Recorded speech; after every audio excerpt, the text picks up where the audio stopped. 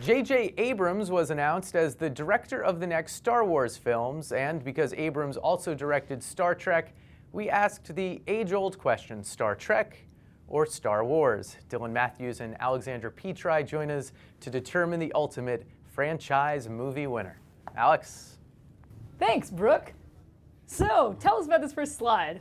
Yeah, so this is just plotting the average Rotten Tomatoes scores of all the Star Trek and Star Wars movies in chronological order. And as you can see, the average score for Star Wars movies appropriately is higher, but there's more variance in the Star Trek scores. Yeah, there's a wild sort of EKG thing going on.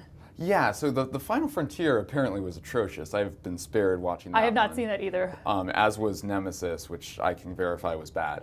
But there were some real positive ones there. You had your Khan, you had your Voyage Home, where Spock goes to 1980 San Francisco, and Chekhov I remember, yeah. Yeah. And there's like a boombox in there on the bus, and this person's like listening to the boombox, and it's annoying. And Right, it's so zany, and Chekhov Yeah. doesn't know what to do about it.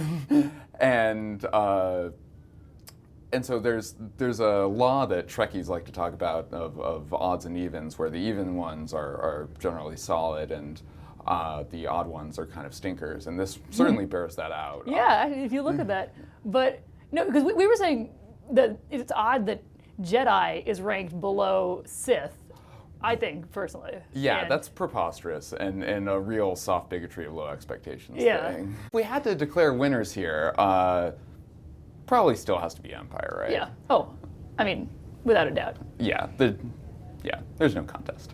And so Star Wars, definitely the winner of Absolutely. this. So moving on, these are the box office totals. Also no contest, and this is a bit less subjective. Yes. Star Wars makes much more money than Star Trek. And Star Trek is actually oddly consistent, that usually they make about $200 million domestically in US dollars, and don't really go much higher or lower than that. J.J. Abrams' movie went a bit higher. Yeah. Nemesis was a little lower because it was god-awful, but yeah. Yeah, which is good. It gives you a good sense of what your budget should be if you're making a Star Trek movie. I was surprised by the drop-off, both between Episode 4 and Episode 5, and between Episode 1 and Episode 2. Episode 1 and Episode 2 I get, since there were probably a lot of disillusioned fans who just weren't going to give more prequels the chance. But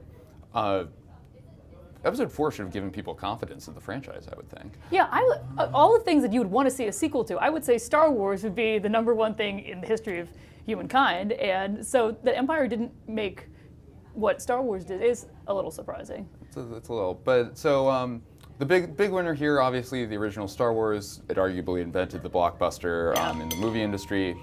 Not much contest there, but Empire Strikes Back not getting its worth. No, I concur.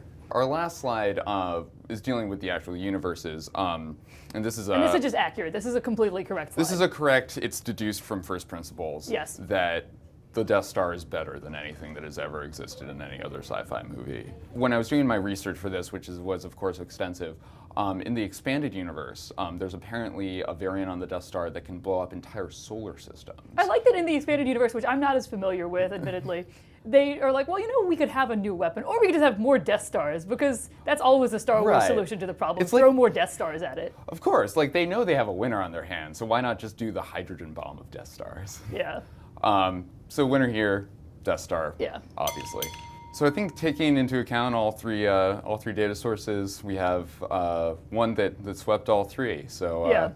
with a relative degree of confidence, I think we can say Star Wars, the victor in this contest. on all fronts. Back to you, Brooke. Such seamless and professional television. That's going to do it for us for tonight and this week. We will fold things up and hope to see you back here Monday.